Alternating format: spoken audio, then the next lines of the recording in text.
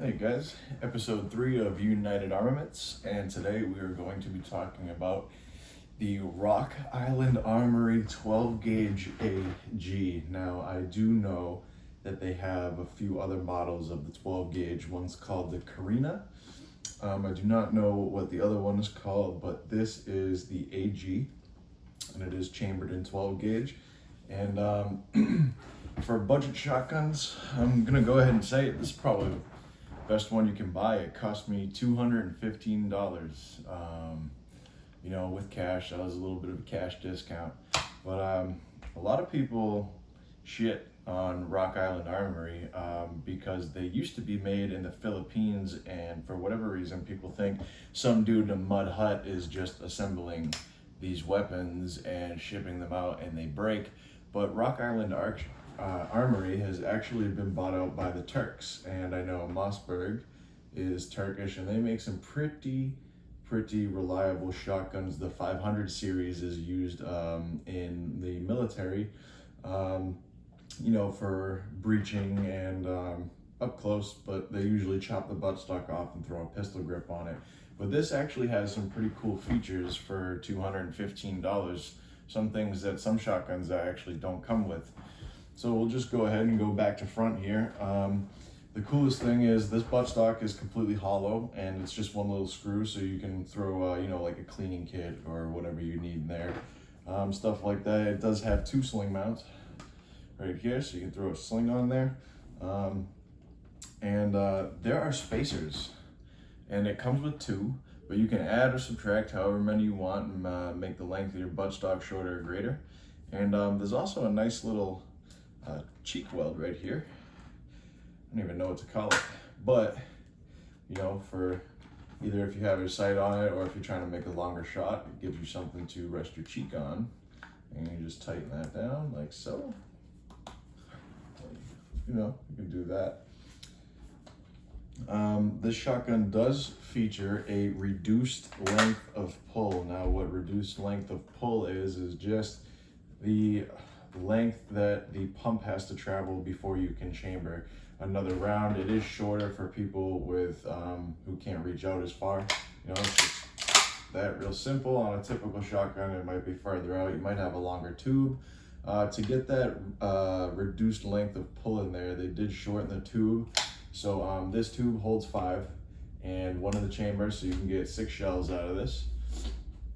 And honestly, I've beat the bag out of this thing too. It's got some wear on it, and just keep it greased. I think I've only cleaned this thing once since I've had it.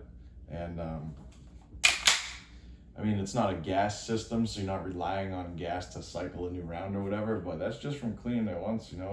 It's pretty clean, and it's had about 600 rounds through it. So I don't know, it's a great shotgun for budget price, and it is sturdy, I'll tell you that. I've dropped it, thrown it around, etc., shot it, the way it shouldn't be shot, stuff like that.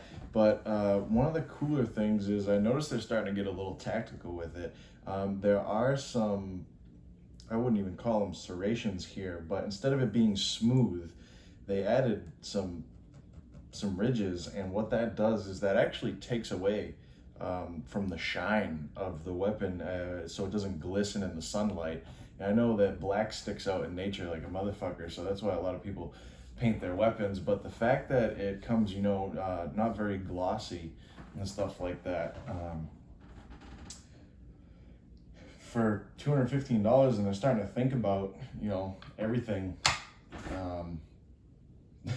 that a good, I wouldn't even say combat shotgun, it actually says defense on here, so a good defensive shotgun needs, a nice low profile, reduced length of pull, not as shiny. And this is a 3-inch chamber, so you are able to get 3-inch shells in there. However, I think you're only going to be able to fit 4 in the tube if you run 3-inch shells. I run 2 3/4, and I can fit 5 in there. And this thing is accurate.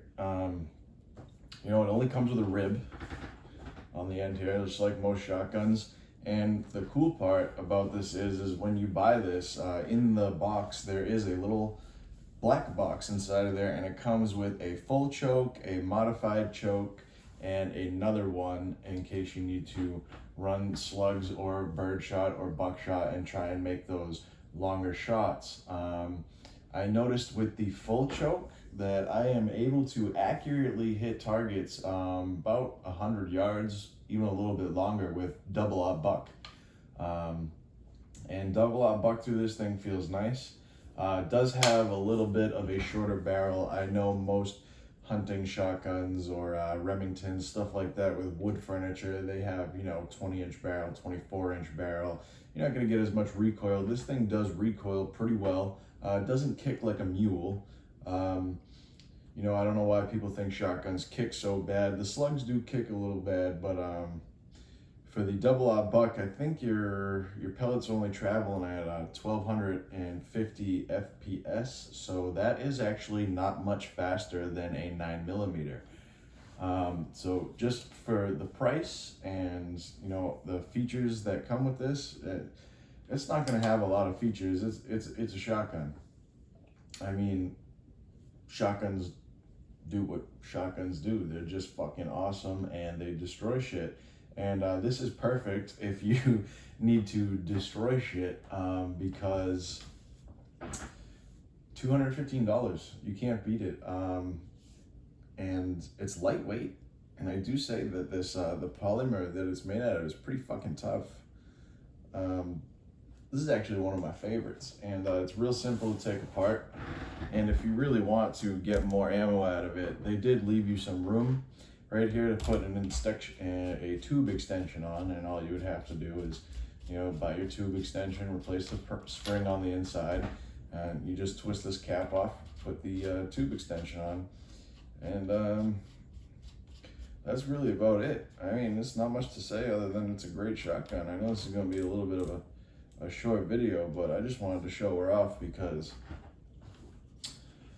I hear everybody talking garbage online about Rock Island Armory, and I will say that I owned one of their 1911s, and I ended up selling it because it wasn't a magazine issue, but it would always jam on the last round of the mag. I even bought a Wilson Combat 1911 magazine,